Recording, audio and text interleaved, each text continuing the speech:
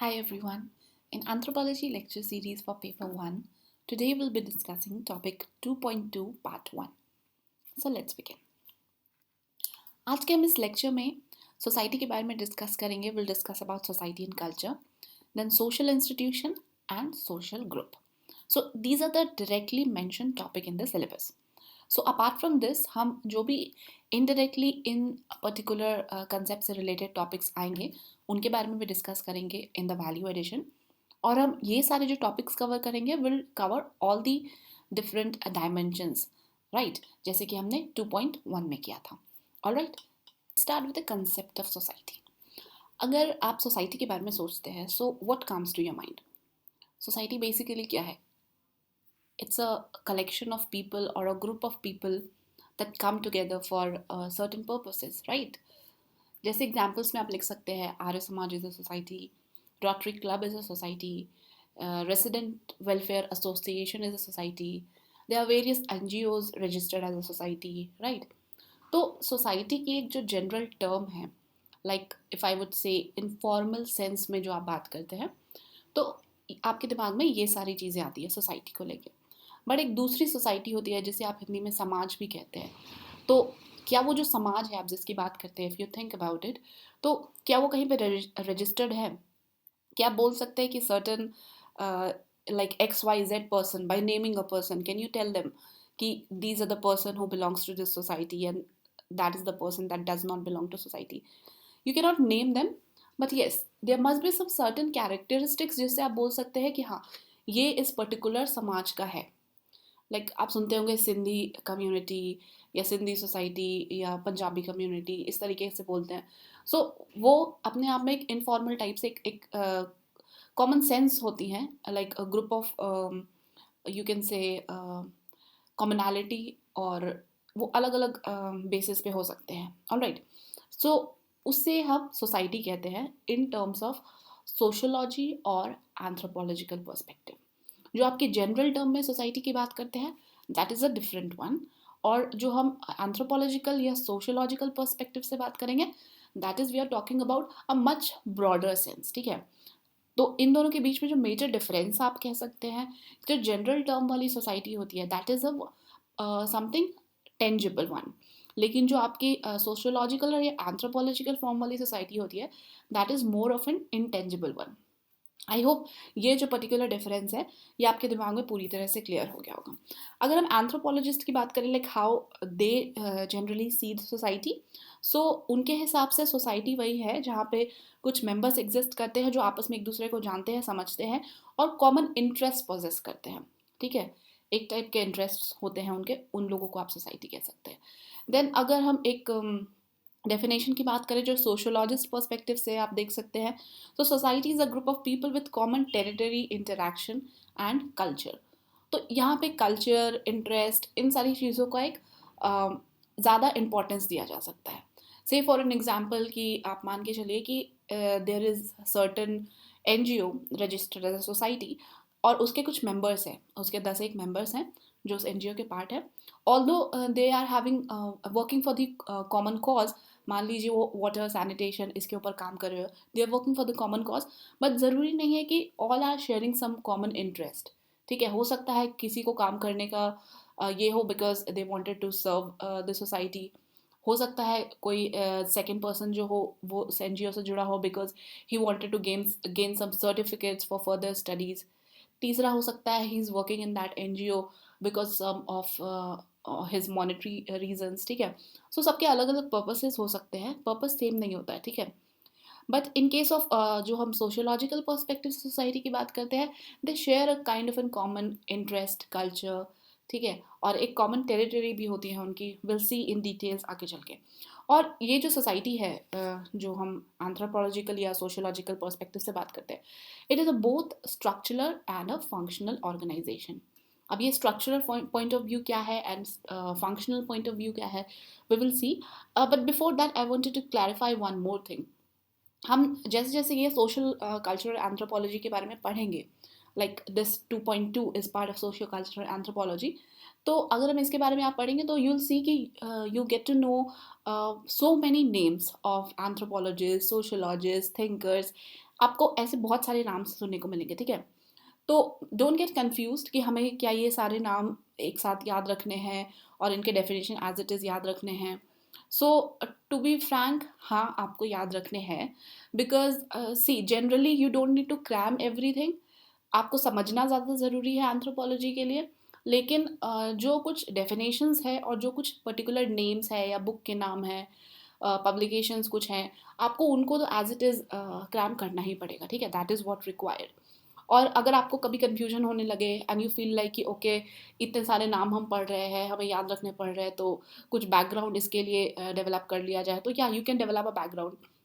आप चाहे तो आप कुछ जो प्रोमिनेंट नेम्स है उनको लेके you can Google out and you can make some 5-10 points about them, ताकि आपको पता चल जाए कि उनके इंटरेस्ट एरिया क्या थे, उन पर्टिकुलर एंथ्रोपोलॉजिस्ट या सोशियोलॉजिस्ट ने किन चीज़ों के ऊपर काम किया हुआ है, सो दैट अगर आपको एग्जाम में रिकॉल करना हो मैरिज से रिलेटेड, सोसाइटी से रिलेटेड, कल्चर, किनशिप, तो आप डायरेक्टली आपके दिमाग में वो क्लिक कर जाए।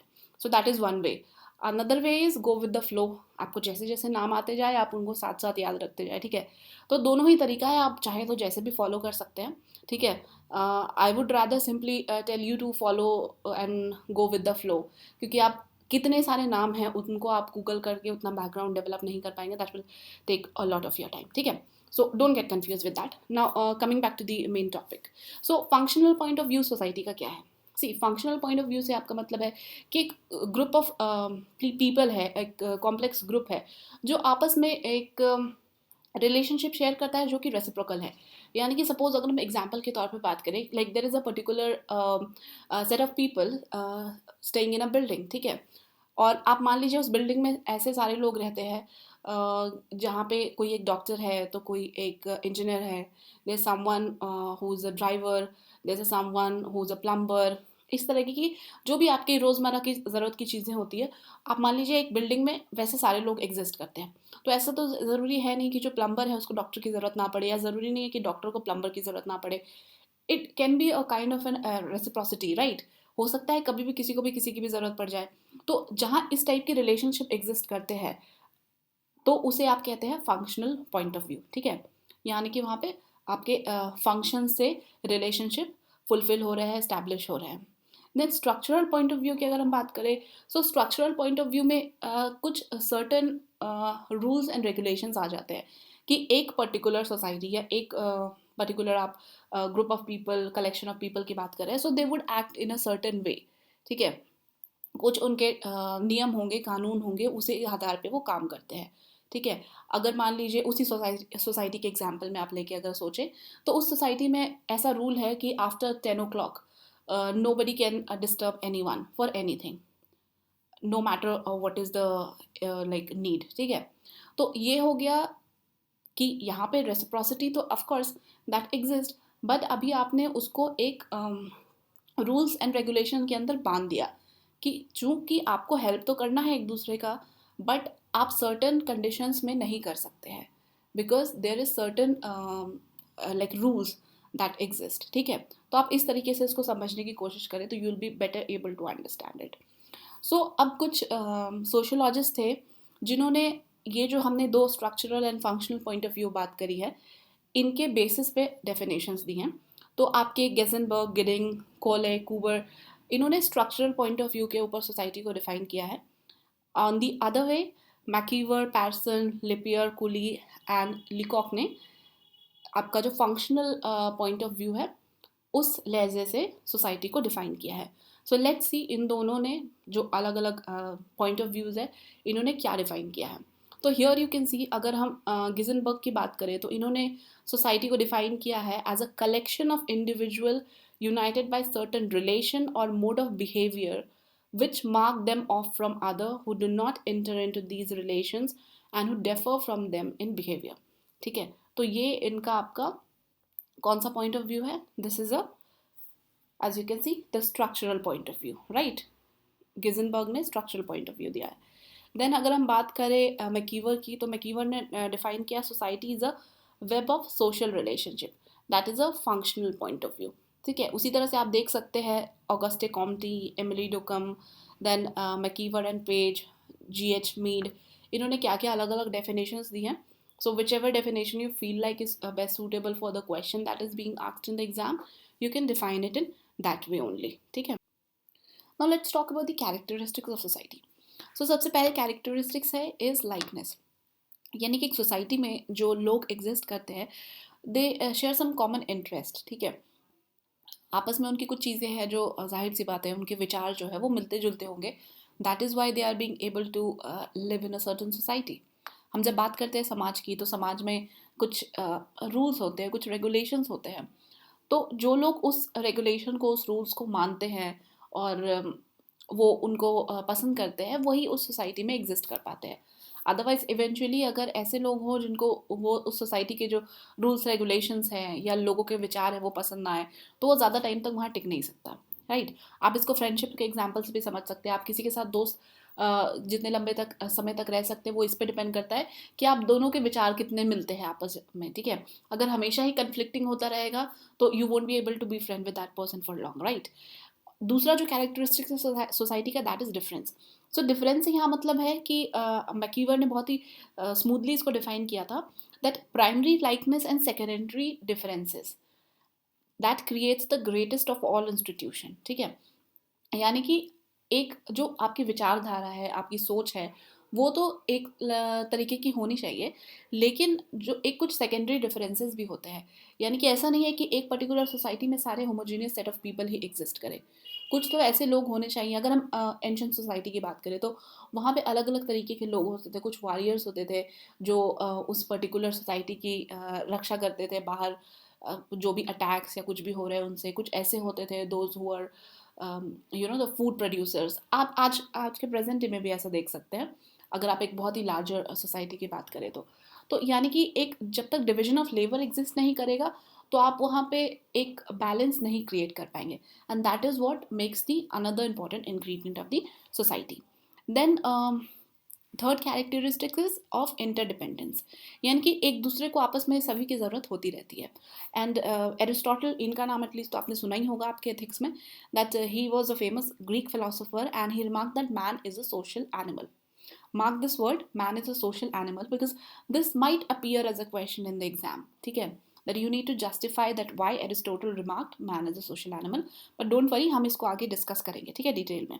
सो एरिस्टोटल के इस पर्टिकुलर लाइन से और ये जो inter dependence is like the characteristic of society, आप इसे समझ सकते हैं कि एक दूसरे को ज़रूरत होती रहती है. चाहे आप सोसाइटी में फैमिली क्या है, family is a part of society. तो फैमिली में भी आपस में लोगों को ज़रूरत पड़ती रहती है. फ्रेंडशिप भी एक सोसाइटी का तो पार्ट ही है ना. राइट. तो यहाँ पे आपस में आप एक दूसरे से हर एक चीज़ों का इमोशनली और अलग अलग चीज़ों पे आदान प्रदान करते रहते हैं. And that is what makes the society. Then cooperation and conflict. Society है तो कॉपरेशन होगा ही, और सोसाइटी है तो कन्फ्लिक्ट भी होगा ही. ऐसा नहीं है कि सभी चीज़ बहुत ही स्मूथ चले. और ये माना जाता है कि एक जहाँ पे ये बैलेंस एग्जिस्ट करता है, कॉपरेशन एंड कन्फ्लिक्ट, वही सोसाइटी फ्लॉरिश करती है. राइट. सो अब कन्फ्लिक्ट से यहाँ ये मतलब नहीं है कि बिल्कुल मार धाड़ शुरू हो गई. कन्फ्लिक्ट कभी कभी कॉम्पिटिटिवनेस सेंस में भी देखी जा सकती है. एज यू कैन सी, जो नीति आयोग ने कंसेप्ट दे रखा है एक कॉम्पिटिटिव फेडरलिज्म का, आप यहाँ पे उसको रिलेट कर सकते हैं. राइट. उसका ये तो मतलब नहीं है कॉम्पिटिटिव फेडरलिज्म का कि अच्छा स्टेट्स को आपस में एक दूसरे का राइवल्स ही बना दिया जाए. then they started making distinctions in their policy related to the other persons from the other states. ऐसा नहीं है. कॉम्पिटिटिव फेडरलिज्म एक टाइप से आपका पॉजिटिव स्पिरिट है जो कि लोगों को आगे बढ़ने के लिए मदद करता है. It's a kind of serving as a motivation. So that is the same thing with the cooperation and conflict in the society. Then permanent nature. Again society ऐसी तो है नहीं कि आज है और कल नहीं. ठीक है, हम किसी RWA की बात नहीं कर रहे कि हो सकता है वो बिल्डिंग आज एग्जिस्ट करती है, आज से कई सालों बाद because of some other reasons उसको तोड़ दिया जाए या कुछ भी कर दिया जाए और वो ख़त्म हो जाए, उसका जो एग्जिस्टेंस है वो ख़त्म हो जाए. ऐसा नहीं है. सोसाइटी जो आप सोशियोलॉजिकल पर्सपेक्टिव से बात करते हैं, it is of permanent nature. आज आप उसके पार्ट हैं, कल को आप नहीं भी होंगे तभी भी वो सोसाइटी एग्जिस्ट करेगी. ठीक है, maybe in some other form उसमें चेंजेस आएंगे, but that particular society will continue to exist. Then society is abstract. See, ये तो हमें इसी से पता चलता है कि अगर सोसाइटी इंटेंजिबल है तो एब्स्ट्रैक्ट भी होगी ही. एब्स्ट्रैक्ट हम किन चीज़ों के कहते हैं, दैट कोई एक पर्टिकुलर आप उसकी डेफिनेशन में उसको फिट नहीं कर सकते, ठीक है। And McKeever opines that society is a web of social relationship. We can't see the relationship, but we can feel it. See society में हमने तो ये देखा, तो ऐसे तो है नहीं सोसाइटी आपके पास फैमिली फ्रेंड्स, ये बहुत सारे ऐसे लोग हैं जो एक सेट ऑफ पीपल है that you may not know them directly but they are part of your society, ठीक है। और कहीं ना कहीं आप उनसे इन्फ्लुएंस भी होते हैं। So that kind of a relationship exists in a society amongst the member, and that is why you can say कि ये काफ़ी abstract concept है society अपने आप में। Then society is dynamic. जैसे हमने अभी जस्ट डिस्कस किया कि सोसाइटी चेंज होती रहती है। हो सकता है आज के डेट में वो कुछ सर्टन रूल्स एंड नॉर्म्स को फॉलो कर रही है, कल को वो अपने आप को मतलब बोलते हैं ना कि एज पर द टाइम वो चेंज कर ले, उस टाइम के अनुसार ढाल ले। तो इसीलिए आप ये भी मान सकते हैं दैट सोसाइटी इज़ डायनेमिक और ऑर्गेनिक, ये अपने आप को एज पर द नीड बदलता भी रहता है। सो इसमें ये एक जेनरिक हम चीज़ों की बात कर रहे हैं डेफिनेशन। अगर हम आप बहुत सारी सोसाइटीज़ लेंगे, those are like very rigid, उनमें कोई चेंजेस नहीं आया। See Khap panchayat, it is also form of a society. उनके आपस में जो कुछ थॉट प्रोसेसेस हैं वो चेंज तो नहीं हो रहे। What they use to believe like 50 years ago, till date they have the same thought of mind, right. तो आप उतना डीप में नहीं जाएंगे कि एक पर्टिकुलर पे अगर काम नहीं करेगी तो वो और दूसरे सोसाइटीज़ के लिए वो डेफिनेशन गलत हो जाएगी, ऐसा नहीं है। बट हाँ, in general society is dynamic. Then comprehensive culture. See culture एक आपकी सोसाइटी का बहुत इंपॉर्टेंट पार्ट हो मान सकते हैं, या you can say like culture का पार्ट सोसाइटी है। कल्चर एक अपने आप में सोसाइटी से भी ब्रॉडर कंसेप्ट है, लेकिन सोसाइटी का एक काफ़ी इंपॉर्टेंट कैरेक्टरिस्टिक्स भी है, ठीक है। और जो एक सोसाइटी की दूसरे सोसाइटी से क्या आपस में अलग बनाता है, ऑफकोर्स कल्चर कि पर्टिकुलर सोसाइटी ए के कुछ कल्चर्स अलग है, उनके कुछ नॉर्म्स अलग है, सेट ऑफ रूल्स अलग है, and that with the society be उनके अपने अलग कल्चर्स नॉर्म्स है, that is what make them different, right. Then something more than mere collection of individual. See society में हमने ये देखा था like how the generic form of society and the anthropological और sociological society differs from each other, क्योंकि वहाँ पे एक सर्टेन सेट ऑफ पीपल होते हैं और उनका आपस में रिलेशनशिप होता है based upon that particular registered organisation form और anything that you can say. But in case of society जो अभी हम बात कर रहे हैं, यहाँ पे बस लोगों का कलेक्शन नहीं होता है, उसके साथ साथ आप उनके विचार, उनके थॉट प्रोसेसेस, इन सारी चीज़ों को लेके चलते हैं, ठीक है। उनके पसंद नापसंद बहुत सारी चीज़ें होती है जो आपस में एक रोल प्ले करती है to form a society. Then accommodation and assimilation. Accommodation and assimilation भी एक बहुत इंपॉर्टेंट पार्ट है सोसाइटी का, बिकॉज आप अगर देखेंगे एक कोई पर्टिकुलर इंसान है, अगर वो एक जगह से दूसरे जगह जाता है, like in case someone is going to US and they settle out there, तो आप उस सोसाइटी में जाते हैं तो टाइम के साथ साथ आप वहाँ के जो तौर तरीके हैं, नॉर्म्स है, आप उनमें ढल जाते हैं, राइट। हो सकता है मतलब जो आपकी रूट है, you will definitely not leave that, but yes to be a part of that society, to not feel alienated, आप वहाँ की चीज़ों से घुलना मिलना पसंद करेंगे। If you see that people there are celebrating Christmas, you will celebrate Christmas along with the same zeal with them, right. तो कुछ ऐसी चीज़ें होती हैं, आपने देखा कि अच्छा वहाँ के लोगों का अपने लीजर टाइम को स्पेंड करने का कुछ अलग तरीका है, तो आप उसको अडॉप्ट करना चाहेंगे, ठीक है। सो दैट इज़ एसिमिलेशन, और एसिमिलेशन एक सोसाइटी का बहुत इंपॉर्टेंट कैरेक्टरिस्टिक्स भी है, ठीक। Like the way we discussed the elements of culture, उसी तरीके से सोसाइटी के भी कुछ एलिमेंट्स होते हैं, and that was defined by MacIver and Page. So the first is usages. See, every society has some usage concerned with certain institutions. Like marriage का जो concept है, that may be like different for India and US के लिए वो concept बिल्कुल अपने आप में अलग होगा, right? Then procedures is another element. For example, somebody who want to experience the parenthood. So India में अगर आप बात करें तो हम बात करते हैं ना कि समाज क्या कहेगा and all that. So if you want to experience parent in India, there certain procedure कि सबसे पहला तो that you should be married, then only you can you know go towards having a child. But हो सकता है दूसरे किसी society में ये चीज़ें ज़रूरी ना हो। If you want to experience parenthood, there might not be such foundations like it has to be within the marriage, और ऐसी कुछ चीज़ें. So there are certain set of procedures for that. Then हर एक society में कुछ ना कुछ शॉर्ट ऑफ अथॉरिटी तो ज़रूर एग्जिस्ट करती है. और वो अथॉरिटी कैसे आती है? अथॉरिटी ऐसी आती है कि आपके कुछ सर्टन रूल्स हैं जो कि एक लार्जर चंक ऑफ आपके सोसाइटी के लोग उसको फॉलो करते हैं, मानते हैं. And that is how they develop a kind of an pressure, societal pressure जिसको आप बोलते हैं इन जेनरिक लैंग्वेज. ठीक है. Then mutual aid. ऑफकोर्स एक सोसाइटी एग्जिस्ट करती है तो म्यूचुअल एड भी एग्जिस्ट करेगा, where people from the same society will definitely help each other, right. Then groupings और डिविजन्स भी एग्जिस्ट करते हैं एक सोसाइटी में. ग्रुपिंग्स एंड डिविजन से यहाँ पे मतलब है क्योंकि सोसाइटी आपकी कितनी भी बड़ी भी हो सकती है, right. We can not define it at point of time, क्योंकि यहाँ पे आप किसी पर्टिकुलर रजिस्टर्ड ऑर्गेनाइजेशन की बात नहीं कर रहे वेयर यू कैन काउंट क्योंकि they are certain 50 number of people और 100 नंबर ऑफ पीपल. हम जब सोसाइटी की बात कर रहे हैं सोशियोलॉजिकल पर्सपेक्टिव से, तो उसका साइज़ और उसका दायरा कितना भी बड़ा हो सकता है, और इट डिपेंड्स कि उसी हिसाब से उसके डिविजन्स ग्रुपिंग्स कितने होंगे. Of course they share some common traits, but हाँ ग्रुपिंग्स हो सकते हैं. Then control. Every society exercise some kind of an control. आपने ये यूजुअली मूवीज़ जब आप देखते होंगे, पुरानी मूवीज़ में आपने देखा होगा कि एक सर्टन जो पर्टिकुलर सोसाइटी होती है, आप कुछ चीज़ें हैं जो उससे बाहर जाके नहीं कर सकते हैं, जो आपके सो कॉल्ड सोसाइटी में गलत मानी जाती हैं, राइट. आप उस चीज़ को ही फॉलो कर सकते हैं जो वो सोसाइटी आपको समझाता है, मतलब आप समझते हैं, आप जो वैल्यू सिस्टम आपने डेवलप करे हैं through out your life time, वो आपके कहाँ से आती है? सोसाइटी से आती है. आपने एथिक्स में भी पढ़ा होगा, ठीक है. तो ये कंट्रोल भी आपके ऊपर सोसाइटी रखता है. दे define the way you react, right. Then liberty. There's sort of some kind of a liberty also that exists in a society. और ये liberty अच्छी बुरी you cannot say. Like for example, some kind of in society, suppose they feel it's completely okay to you know dominate women, or it's completely okay to consider them as secondary. ये किसी society का part हो सकता है. On the other way, there is society who believes in equality amongst the women.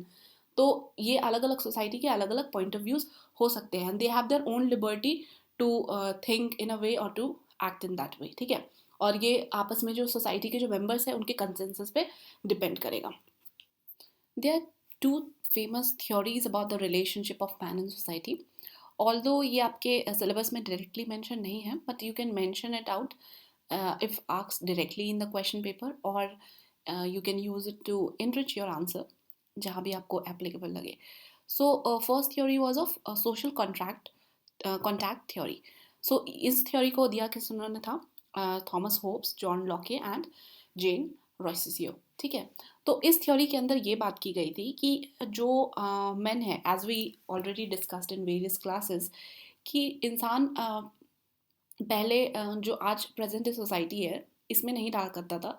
Of course they were in very close contact with the nature, right. पहले वो तो जंगलों में ही रहते थे इंसान. आज के डेट में हमारे पास घर है and like we have a proper setup. पहले ऐसा नहीं हुआ करता था. तो ये जो उस टाइम की सिचुएशन थी, this gave rise to a kind of an social contact. क्यों? क्योंकि उस टाइम पे लोगों में, आप जितने भी लोग एग्जिस्ट किया करते थे, उनके आपस में कंपटीशन होता होगा किस चीज़ के लिए? Of course for food, shelter, और even for sunlight and other things, that is the basic necessities of life. तो अगर आप इसको, इस एग्जाम्पल को इस तरीके से सोचने की कोशिश करें कि in a school suppose there is a set of bad boys, ठीक है, जो कि बाकी बच्चों को बुली करते हैं. And there is different different set of other boys in the classroom, जो कि kind of an good boy है. वो किसी से झगड़ा नहीं करते और उनको परेशान किया जाता है बाय दैट बैड बॉयज़. तो वो जो अलग अलग ग्रुप एग्जिस्ट कर रहा है, अगर वो साथ हो जाता है, इकट्ठा हो जाता है, they form a same society, because वहाँ पे क्या है, उनका जो इंटरेस्ट है वो सेम है, to save them self from the bad boys, right. तो अगर वो साथ इकट्ठा हो जाएंगे, they will form a society, तो they will be better able to cope with the bad boys, right. तो उसी तरीके से होप्स ने बोला था कि man in the state of nature was in perpetual conflict with this neighbor on the amount of light, food, shelter, and peace, and every man was enemy to the every man. To protect himself against the evil consequences, men came and formed into a society. So that is was Hobbes discovered through this social contact theory. Then zone Locke का क्या कहना था? Zone Locke का कहना था कि उस time पे कोई लॉ एंड जस्टिस टाइप का सिस्टम जो आज की डेट में एग्जिस्ट करता है, ऐसा एग्जिस्ट तो करता नहीं था. एंड कुछ इस टाइप का सिस्टम अपनाने के लिए जहाँ पे लोगों को मतलब जो हाईएस्ट इंटरेस्ट है लोगों का वो अचीव किया जा सके, और ऐसा ना हो कि एक के बजाय कोई दूसरा सफ़र करे, राइट। इन डिफिशेंसीज को दूर करने के लिए सोसाइटी बनी, ठीक है। बेसिकली सोसाइटी का क्या फंक्शन होता है? सोसाइटी का ये भी तो फंक्शन होता है कि शांति बनी रहे, लोगों में आपस में झगड़ा ना हो, कोई किसी का शोषण ना करे। सो इन सारी नीड्स को पूरे करने के लिए ही सोसाइटी बनी। So that is what the social contract theory says. Then अगर ऑर्गेनिक थ्योरी की बात करें तो ऑर्गेनिक थ्योरी भी हर्बर्ट स्पेंसर, देन नोविको और दो अलग अलग साइंटिस्ट इन्होंने मिलके बताया था, ठीक है। तो इसके अंदर क्या बात की गई कि इन्होंने यहाँ पे सोसाइटी को एक लिविंग ऑर्गेनिज्म से कंपेयर किया है, right. Living organism you can say like we the human being. Plato and Aristotle ने तो सोसाइटी को एक मैग्नीफाइड ह्यूमन बीइंग, मतलब एक ऐसा human being like who has everything as a human, जैसे आपने nervous system, brain, everything is there. तो स्पेंसर का मानना था, according to the organic theory, that society is subjected to same laws of growth and decay to which the human body is. जैसे कि human body, आपने जब river के बारे में भी पढ़ा होगा तो यू मस्ट हैव स्टडी कि रिवर का भी एक youth, mature and old stage होता है। ह्यूमन बीइंग में तो हमें पता ही है, हमारे साथ भी ऐसा ही होता है, ठीक है, क्योंकि रिवर भी एक टाइप से लिविंग एंटिटी ही है, ह्यूमन बीइंग भी है। तो इनका मानना था स्पेंसर का कि इसी तरह से सोसाइटी भी एक लिविंग बीइंग ही है जो कि अलग अलग स्टेजेस ऑफ लाइफ से गुजरता है। और यहाँ पे सोसाइटी के जो अलग अलग पार्ट्स हैं, लाइक जो एक मॉडर्न डे सोसाइटी के अगर हम पार्ट्स की बात करें, लाइक बैंकर्स, रिटेलर्स, ये जो है ये हमारे वॉस्कुलर सिस्टम है। एंड जो प्रोफेशनल्स है लाइक डॉक्टर्स, प्रीस्ट, जो थिंकर्स है, ये जो सारे हैं ये हमारे ब्रेन और नर्वस सिस्टम की तरह काम करते हैं। And that is why the entire society is functioning in a well coordinated manner. So that is what the organic theory says. Then अब हम कुछ वैल्यू एडिशंस की बात कर लेते हैं कि एक जैसे हमने ऑर्गेनिक थ्योरी में बात करी है कि मैन को यहाँ पे, सोसाइटी को यहाँ पे मैन से कंपेयर किया गया है, उसी तरीके से अगर हम टू द पॉइंट बात करें कि what is the point of resemblance between society and individual organism. So society और इंडिविजुअल ऑर्गेनिज्म क्या है, दोनों ही रिजेम्बलेंस यानी कि सिमिलैरिटीज़ की अगर हम बात करें, सो दोनों ही छोटे से बड़े होते हैं। एक सोसाइटी हो सकता है आज 10 लोगों की सोसाइटी हो, धीरे धीरे धीरे करके वो एक बहुत बड़ी सोसाइटी बन सकती है। Same goes with the human being, वो बच्चे से धीरे धीरे धीरे बड़े होते हैं। And as they grow, initial relative simplicity is replaced by the increasing complexity of structure. हमारे सोचने का तरीका और हमारी जो कॉम्प्लेक्सिटी होती है वो सोसाइटी में भी धीरे धीरे बढ़ती जाती है। हमने पढ़ा था कैसे पहले काफ़ी सिंपलर सोसाइटीज़ हुआ करती थी, आज के डेट की सोसाइटी काफ़ी कॉम्प्लेक्स हो गई है, बहुत सारी चीज़ें यहाँ पे ध्यान रखने के लिए। Same goes with the human being. Human being की जो पूरी लाइफ स्ट्रक्चर को अगर आप देखें, अगर आप अपनी ही लाइफ को देख ले, तो it has become complicated every now and then, right? Then a life and normal function of each become dependent on the life of the whole. Of course, अब हमने यहाँ तो बात कर ही ली थी कि human man is a social animal. तो man तो अपने आप में नॉर्मल फंक्शनिंग करने के लिए उसको लोगों का साथ चाहिए। We can not live in isolation. Society का भी यही है कि सोसाइटी जब तक इंटरेक्ट नहीं करेगी बाहर की चीज़ों से, तो सोसाइटी वोंट ग्रो, ठीक है। इसीलिए इंटरेक्शन भी बहुत ज़रूरी है। So that is a similarity. Then differences की बात करें सोसाइटी और इंडिविजुअल के बीच में, तो society has no specific form comparable to the body of an individual.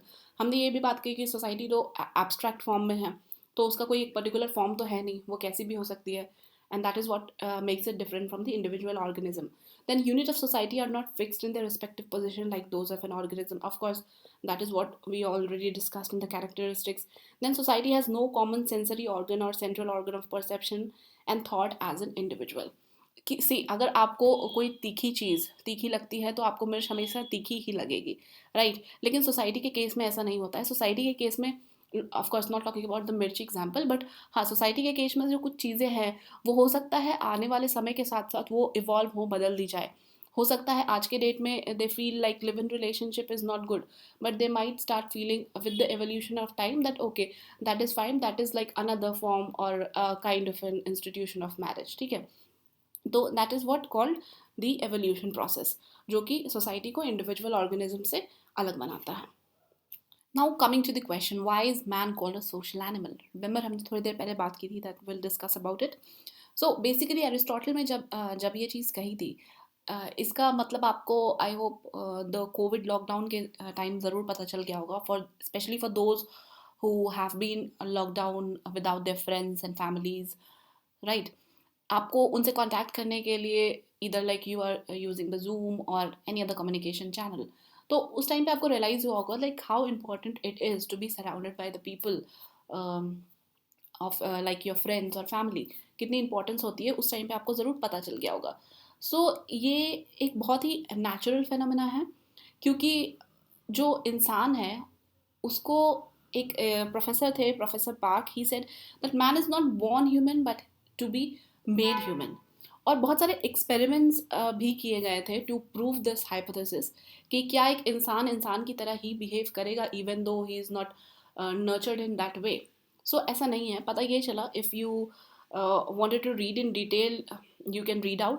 Or although I have included this in the notes itself, there was a case of Casper and Hauser और अमला कमला, आप इनको भी Google करेंगे तो you'll find out. Then case of अन्ना.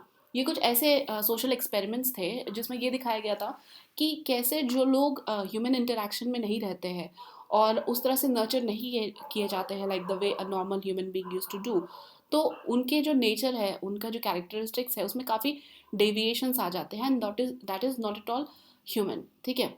जैसे ये अमला एंड कमला के एग्जाम्पल में भी they were two girls who were found in some parts of West Bengal, और ये 2 और 8 साल की 2 लड़कियां थी, और इनको पाया गया कि इन्होंने कभी आज तक शायद ह्यूमन इंटरेक्शन फेस ही नहीं किया होगा आफ्टर देयर बर्थ और something, and they were found in some केव.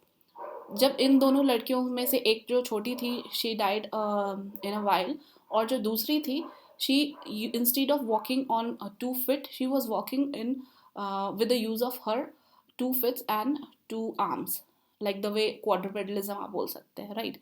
सो ज़रूर उसने जो अपने चीज़ों को ऑब्जर्व किया होगा, आसपास जो उसके जानवर होंगे, जो पता नहीं वो किस कंडीशन में रही होगी उस टाइम पे, तो उसने वही चीज़ें ऑब्जर्व की and she adopted that only, although she died later on. But ये एक्सपेरिमेंट्स और ये चीज़ें आपको दिखाती हैं कि कैसे एक इंसान को इंसान बनाने में दूसरे इंसानों का काफ़ी बड़ा रोल होता है, like your father and mother, so thank them. ठीक है. Then development of self, of course ये वही सारी चीज़ें हैं, although I have included in detail, so you can read it out. इसमें आपको समझने में कोई दिक्कत वैसे होगी नहीं. Then social heritage determines human personality. Of course आप जिस भी इन्वायरमेंट में रहते हैं, जिस भी सोसाइटी में रहते हैं, आपकी पर्सनैलिटी भी उसी तरह से डेवलप होती है, बिकॉज जो आपकी एथिकल वैल्यूज़ है वो आपकी सोसाइटी से ही निकल के आएगी, of course. Then necessity makes a man social. Of course ये एग्जांपल आप अपने आस पड़ोसियों से समझ सकते हैं कि आपको अगर दूसरे से कुछ हेल्प चाहिए, आपके पड़ोस में कोई रहता है and you feel like okay you are staying alone at some place and you might need someone's help in emergency, तो आप जाहिर सी बात है आपके आस पड़ोस वालों से आप बना के रखने की कोशिश करेंगे, like in time of need you might need them, right? So that is what the necessity is, and that is what makes you social, right? The next topic is society and culture. See, society and culture का आपस में काफ़ी interdependence है, क्योंकि अगर हम simple terms में बात करें तो सोसाइटी में कौन होते हैं, सोसाइटी में लोग होते हैं, और वो लोग जिस तरीके से बिहेव करते हैं, that is what defines the culture, right. क्योंकि हमने पढ़ा था कल्चर में क्या होता है, बिलीव्स होते हैं, वैल्यू सिस्टम्स होते हैं, that is what make the culture. और इस कल्चर को बनाने के लिए किसकी ज़रूरत होगी, लोगों की. एंड आपको लोग कहाँ मिलेंगे, वो आपको सोसाइटी में ही मिलेंगे, right. So culture is produced in a given society with in the framework set by the socio economic structure. Of course जो हमने कल्चर में भी बात करी थी कि आपकी जो अलग अलग कल्चरल वैल्यूज़ है वो as per the socio economic reasons उनकी वजह से डेवलप होती है, राइट. सोशियो इकोनॉमिक रीजंस बहुत सारे हो सकते हैं, आपके उसकी वजह से कल्चर डिफाइन होता है, right. Then culture consist of the object of a society, where a society consist of the people who share the common culture. Again the same thing that we just said right now. अगर आप इस diagram के through represent करना चाहें तो society के अंदर community होती है, और कम्युनिटी कैसे बनती है, फैमिली से बनती है. फैमिली में मेंबर होते हैं, मेंबर का जो सबसे स्मॉलेस्ट यूनिट होता है दैट इज़ द इंडिविजुअल. और इन सब के अंदर क्या होता है, culture, right. So culture is the broader thing, उसके अंदर आपको अलग अलग सोसाइटीज़ मिल सकती हैं. तो अगर आपको अलग अलग सोसाइटी को रिप्रेजेंट करना हो, in the same way you can represent it. Society and culture के रिलेशनशिप को समझने के लिए एक बहुत ही बेस्ट एग्जाम्पल है ऑफ योर फोन. आपके फ़ोन में कुछ ना कुछ प्रोटेक्टिव कवरिंग्स लगी होती है, and you have apps in your phone. Of course I am talking about the smartphones. तो अगर इन प्रोटेक्टिव लेयर्स को और प्रोटेक्टिव कवरिंग्स को आप एज अ सोसाइटी कंसीडर करें, because they have some certain shape. अगर आपके पास आईफोन एग्जिस्ट करता है तो you must be having some different kind of an covering.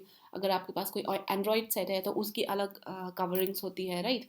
तो ये अलग अलग होता है depending upon what kind of an society it is, like the way we talk about society. और जो कल्चर है वो आप उनको ऐप से कंपेयर कर सकते हैं. आपके फ़ोन में डिफरेंट डिफरेंट ऐप्स होते हैं, and every now and then you need to update them as per the requirement, right? So आपके कल्चर भी इसी तरीके से है. कल्चर को भी समय समय पे इवॉल्व होना पड़ता है. और ये जो भी कल्चर का एवोल्यूशन है, जो भी चेंजेस है, ये किसके दायरे के अंदर होते हैं? सोसाइटी के दायरे के अंदर होते हैं. सोसाइटी में ही एक तरीके से आप देखें तो चेंज आ रहा होता है, क्योंकि अगर आपका फ़ोन ही नहीं रहेगा तो आप इस कल्चर का फिर क्या करेंगे? आप उस एप्स का क्या करेंगे, right? There is no usage of it, and that is how they both are interlinked. ठीक है? So you can use this example if you have to establish the relationship among the society and culture. Now talking about social institution, हमारा जो third topic है. Social institution basically क्या है? Social institution एक group of people है जो एक साथ इकट्ठे होते हैं फॉर सम कॉमन कॉज. ठीक है? जैसे रिलीजन पर्पज से जो ग्रुप बनता है, that is also a kind of an social institution. Educational purpose से बोल सकते हैं, economic purpose, even for marriage purpose, जिसको आप सोशल के अंदर डाल सकते हैं पूरा का पूरा.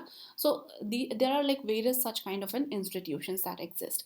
और अलग अलग थिंकर्स और स्कॉलर्स ने, लाइक ब्राउन, इन्होंने अलग एक इंस्टीट्यूशन का डेफिनेशन दिया था. इनके हिसाब से इंस्टीट्यूशन एक स्टैब्लिश्ड और सोशली रिकॉग्नाइज सिस्टम होता है दैट हैव देयर नॉर्म्स और patterns of conduct referring to some aspect of social rights.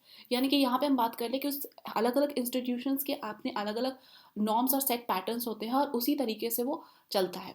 ठीक है? ऐसा नहीं कि उसमें एवरी नाउ एंड देन कुछ आप चेंज लाते रहेंगे और कुछ भी कर देंगे and that institution remain the same as it is. ठीक है? तो ये कुछ सेट डेफिनेशंस है that you need to remember. Although all definitions are important, so whichever you feel like you can memorise it and you can quote it, right? Like Joyce ने define किया था that social institution are purposive, regulatory and consequently primary cultural configuration formed unconsciously and or deliberately to satisfy individual want and social needs bound by with the efficient or operation of any plurality of persons. यानी कि इनके हिसाब से कि ऐसा ज़रूरी नहीं है कि सोशल इंस्टीट्यूशंस को डेलिबरेट तरीके से ही फॉर्म किया जाए, ये अनकॉन्शियसली भी फॉर्म हो सकता है. ठीक है? और इनके हिसाब से उनके कुछ रेगुलेशन, कुछ पर्पसेस तो होते ही हैं. So that is the common thing that you will find amongst the social institution. अब चूंकि सोशल इंस्टीट्यूशन एग्जिस्ट करती है और हमने देखा that they have certain purpose of it, तो इनकी ज़रूरत क्या पड़ी? So there is a famous saying that need is the mother of all invention. Same applies with the social institution. जो अलग अलग सोशोलॉजिस्ट ने डिफाइन किया है उनके हिसाब से भी कि ये जो सोशल इंस्टीट्यूशन है इनकी एग्जिस्टेंस का कारण हो सकता है maybe to satisfy the interest of the man, maybe because of the social demand, or maybe because for fulfilling certain perpetual want. As you can see, interest of man, social demand or social necessity, or perpetual want. Then characteristics की अगर हम बात करें institutions की, तो they are a cluster of social usage. Basically इससे हमारा ये मतलब है कि आप किसी एक पर्टिकुलर सोशल इंस्टीट्यूशन की बात कर ले. For more simplicity, let's take an example of marriage only. ठीक है? Marriage is a form of social institution और उनके अंदर कुछ कल्चरल प्रैक्टिसेस, कुछ ट्रेडिशंस होते हैं दैट इज़ वेल डिफाइंड. ठीक है? और उसी से that you can say that it is a cluster of social usages. आप ये नहीं देखेंगे कि मैरिज में ऑफकोर्स अलग अलग even religion point of view से, इवन अलग अलग सोसाइटीज़ में मैरिज का अलग अलग कस्टम्स हो सकता है, but there must be some kind of a cultural practice that exists in certain society. अलग अलग सोसाइटीज़ के लिए वो डिफरेंट हो, that is another thing. Then it has relative degree of permanence.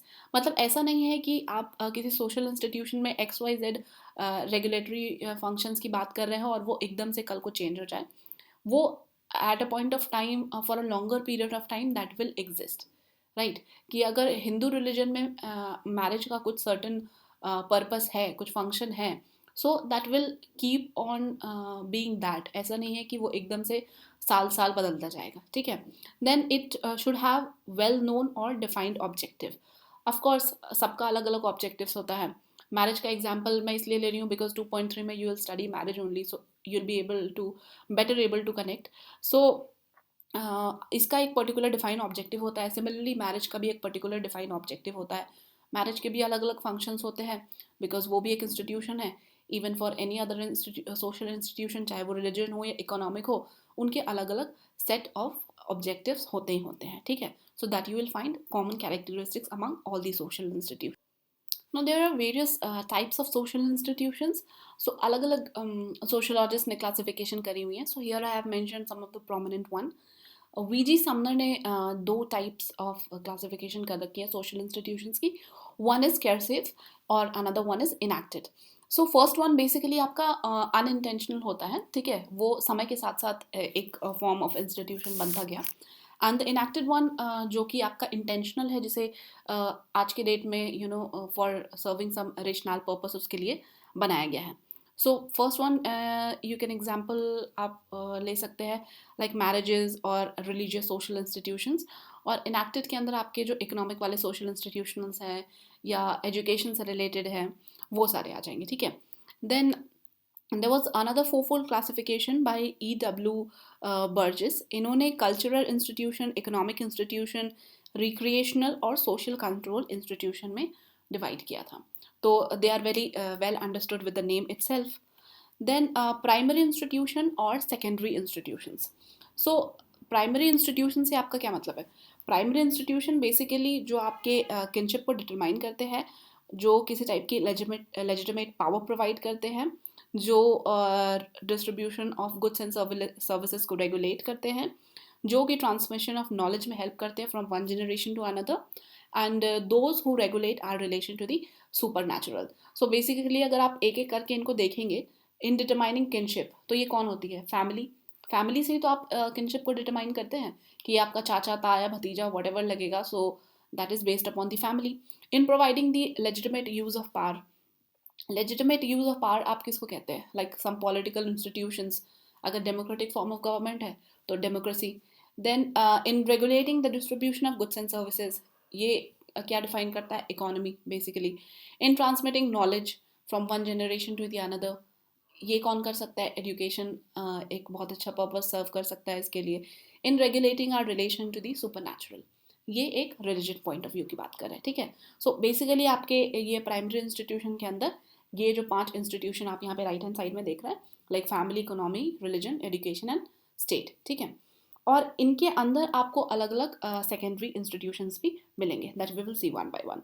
जैसे कि आप फैमिली के केस में बात करें, so monogamy, marriage, divorce, polygamy, ये आपके सारे फैमिली के सेकेंडरी इंस्टीट्यूशन आप इनको मान सकते हैं. देन हम अगर बात करें रिलीजन की, तो रिलीजन के अंदर आपको वेरियस जो रिलीजन्स होते हैं उनके अलावा आप जो टैबूज भी देखेंगे, जो कि बेसिकली ट्राइबल कम्युनिटीज़ में फॉलो किए जाते हैं, they are all part of secondary institution of religion. Then secondary institution of economics की बात करें, so they are like property, trading, credit, banking, जो भी आपकी इकोनॉमिक एक्टिविटी से रिलेटेड है. देन एजुकेशन के अंदर आपका कॉलेज, यूनिवर्सिटी, ये सारी चीज़ें आ जाएंगी. इंपॉर्टेंस ऑफ सोशल इंस्टीट्यूशन की बात करें, सो बेसिकली सी एक कल्चर के सर्वाइवल के लिए क्या ज़रूरत होता है? There must be some society जिसमें वो कल्चर फ्लॉरिश कर पाए. Like the way we studied in the example of phone and apps. अगर फ़ोन ही नहीं होगा तो आप ऐप्स को डेवलप कहाँ करेंगे, राइट? और सोसाइटी की जो बेसिक यूनिट्स है वो आपके सोशल इंस्टीट्यूशंस ही होते हैं. Not the basic unit but the unit जो होते हैं वो सोशल इंस्टीट्यूशंस होते हैं, जिसके अंदर आपके वेरियस फॉर्म्स आ जाते हैं, लाइक फैमिली, एजुकेशनल, रिलीजन और एनी ऑफ दीज, राइट? तो इनमें जो भी चेंजेस आते हैं, like understand it with an example. आपको आज के डेट में अगर अपने फैमिली के कुछ सर्टन रूल्स, रेगुलेशंस, कल्चर के बारे में जानना होता है, if you have to do certain puja in certain way, तो आपको वो चीज़ें पता नहीं है, तो आप जाहिर सी बात है अपनी फैमिली में किसी को पूछेंगे. आपके जो ग्रैंड पेरेंट्स है या आपके जो फादर एंड मदर है, आप उनसे पूछेंगे उन चीज़ों के बारे में, because you wanted to do the things in the way they were doing, right? ताकि आपका जो एक पर्टिकुलर कल्चर है वो इंटैक्ट रहे. इन अ सिमिलर फैशन जो सोशल इंस्टीट्यूशन उनका अनदर इम्पॉर्टेंस ये होता है, दे helps in maintaining the social control. वो बोलते हैं ना, समाज में रहना है तो समाज के हिसाब से चलना पड़ेगा. तो काफ़ी सारी चीज़ें ऐसी होती है जो आप समाज के हिसाब से करने की वजह से आप हो सकता है आपको मन किसी और तरीके से हो, बट आप वो उस तरीके से करते नहीं है, बिकॉज वो समाज में अलाउड नहीं होता है. और क्यों नहीं होता है? बिकॉज समाज में जो सोशल इंस्टीट्यूशंस होते हैं, they put certain restriction upon you to not act or to act in a certain way. Next is our social group. Social group basically कुछ नहीं, ये दो या उससे ज़्यादा लोगों का एक सर्टेन ग्रुप होता है जिसमें वो एक एक दूसरे को आपस में इन्फ्लुएंस कर सकते हैं. सो अगर हम कुछ एग्जांपल से समझने की कोशिश करें तो suppose there is a group of boys who are good friends maybe or not. So they are like set of boys who is discussing some of the latest action movie. तो हो सकता है उनमें से जो कुछ ऐसे लड़के हों, they might get influenced and they also wanted to try the particular stunt जो कि मेन लीड ने परफॉर्म किया हो. So that is what is called influencing. तो हम इन्फ्लुएंस बहुत सारे लोगों से होते हैं. We might get influenced with our colleagues, we might get influenced even with our siblings और other family members. So that all forms a part of a social grouping. तो सोशल ग्रुपिंग की भी as like other definition that we studied कि जो sociologist और anthropologist ने दी हैं, social group की भी डेफिनेशंस अलग अलग सोशोलॉजिस्ट ने दे रखी हैं. So some of them I have mentioned out here. जैसे कि विलियम ऑकबर्न ने कहा है, the social group is defined as when two और more individual come together and influences one another, the same thing that we just discussed. Then Mayor Nimkoff ने बोला है that social group is a group of two or more person who are in state of interaction with one another. ठीक है. So basically इन्होंने interaction define किया, लेकिन interaction होगा तो थोड़ा बहुत influence भी होगा ही होगा. Then हम फटाफट से इनके क्लासिफिकेशन के बारे में बात कर लेते हैं. सो सोशल ग्रुप को अलग अलग बेसिस पे क्लासीफाई किया गया है. तो सबसे पहले अगर हम one of the way of classification की बात करें तो on the basis of contact. On the basis of contact में आप प्राइमरी ग्रुपिंग और सेकेंडरी ग्रुपिंग में डिफाइन करते हैं. ठीक है. So what is this primary group? तो ये जो प्राइमरी ग्रुप वाला कंसेप्ट है that was given by C.H. Cooley. तो इनके हिसाब से जो भी फेस टू फेस इंटरेक्शन होता है मेंबर्स में, और जो कि आप डिफाइन कर सकते हो that is kind of in way too personal, intimate और इंटेंस, इनको आप प्राइमरी ग्रुप के अंदर क्लासिफाई कर सकते हैं. ठीक है. और इसके अंदर एक सेंस ऑफ वी फीलिंग भी होती है, मतलब हम हैं टाइप्स. तो ये आपके जो क्लोजली रिलेटेड हैं लोग, उन्हीं के साथ ये वी फीलिंग आएगी, right. So that is white is the primary group. और ये ग्रुप बहुत बड़ा नहीं होता है साइज में, it's like a kind of an very smaller one. आप प्राइमरी ग्रुप के अंदर किसको किसको रख सकते हैं? You can keep your family, even neighbour जो आपके क्लोज रिलेटली नेबर हो उनको रख सकते हैं, your close friends, your piers, they are all part of your primary group.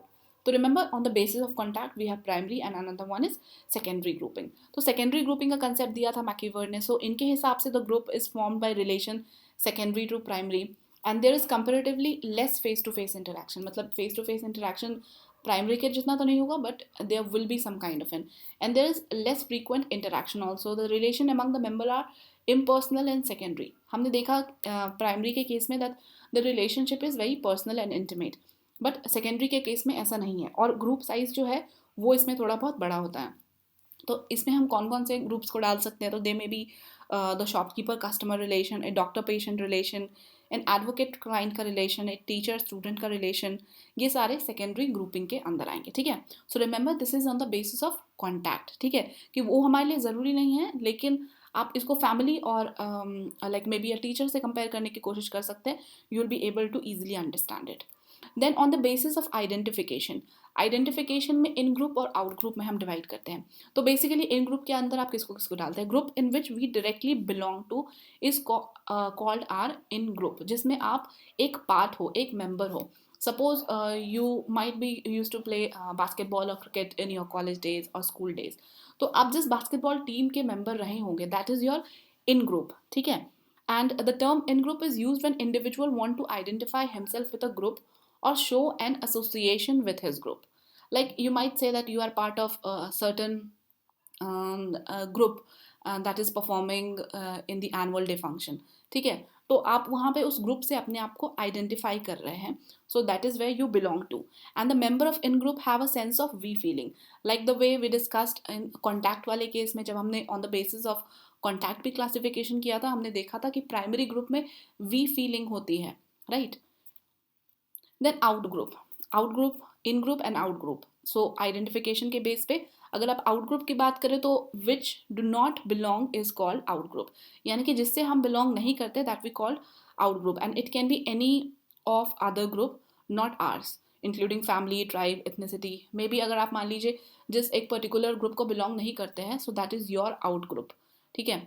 आप बास्केटबॉल खेला करते थे and you are not part of the cricket team, so cricket team is an out group for you. That is how you can understand it.